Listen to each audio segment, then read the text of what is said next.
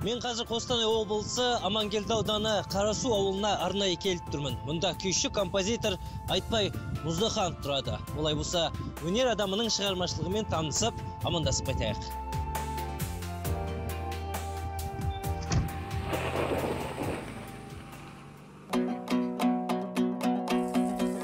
Сегіз жасынан домбыраны сергеткен композитордың бүгінде 70-ке тарта күйі мен 50-ге жуық әні бар. Алайда оның арнайы музыкалық білімі жоқ. Негізгі мамандығы электрик механик.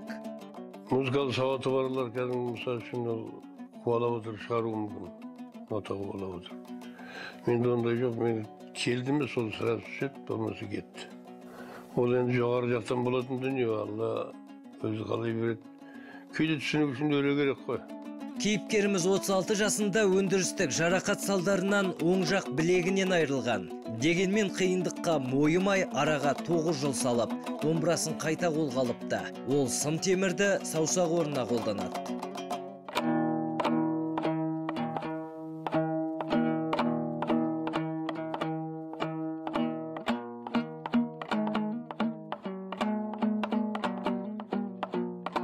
Мен күйді былай шығарым.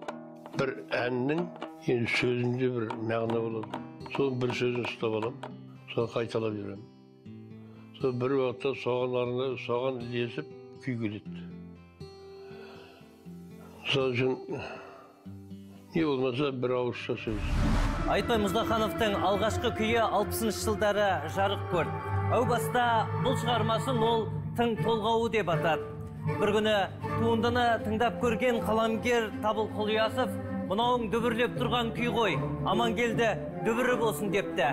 Содан бері осы атаумен орындалып жүр.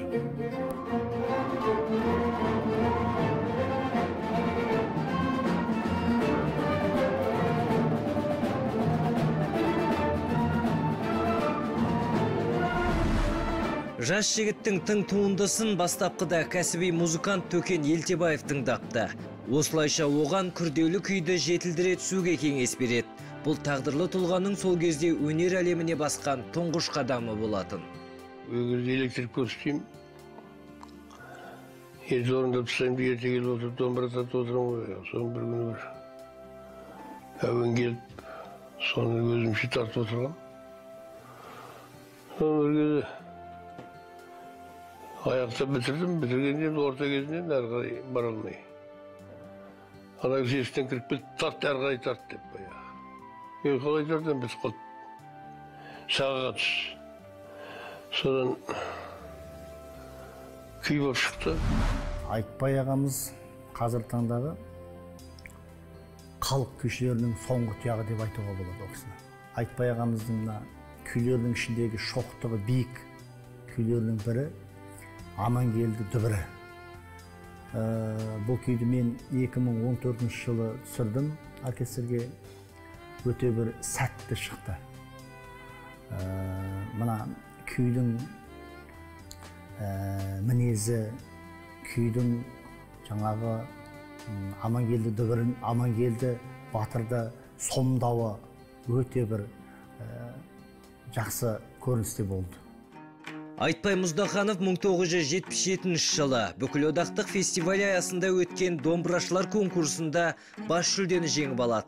Мұнда ол өзінің авторлық күйлерін орындаған. Сондай-ақ тума талантқа бір жолыққанда Нұрғиса Тілендиев батасын беріп, Торғай жерінде өткен концерттерінде бірге ертіп жүріпті. Әкемнің қазіргі уақытта 4 кітабы бар шығарылған. Оның ең бір шығарылған күйі Бабаларына циклы. Ол кітаптың ішінде біраз тарихқа жүгініп шығарады, оқысы біраз күйлері бар. Ең бірінші шығарған күйлері бар. Одан кейін Елім менің жаңа дастан, Ана кітабы. Ол Ана кітабы ән жинағы оның ішінде. Және 8 сері шығармашылық. Ол да бір үлкен дастан сияқты, поэма сияқты оркестрға жазылған. Айтбай Мұздаханов бірер жыл бұрын бодандықтан бостандыққа дейін музыкалық дастанын жазып шықты. Бұл жерде қазақ елінің толық тарихы баяндалады. Шығарма оркестрмен орындағанда 36 минутқа созылады. Былтыр осы Айтбай ағамыздың күйлерінен тіпті байқау өтті. Облыстық деңгейдегі байқау, басқа аудандардан келіп, сол ағамыздың күйлерін насихаттап, сахнада үлкен бір байқау ұйымдастырдық. Және де біздің осы мәдениет үйінің әншілері де бірыңғай ән қоржындарында сол кісінің әндерін айтып жүреміз. Күй құдірет, күй ғұмыр.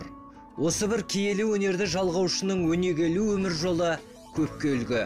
Ал оның шығармалары ұрпаққа мұра. Қазір композитордың барлық туындылары нотаға түсірілген. Оркестрдің сүйемелдеуімен түрлі іс-шарада орындалып жүр. Автор үшін бұдан асқан бақыт жоқ шығар.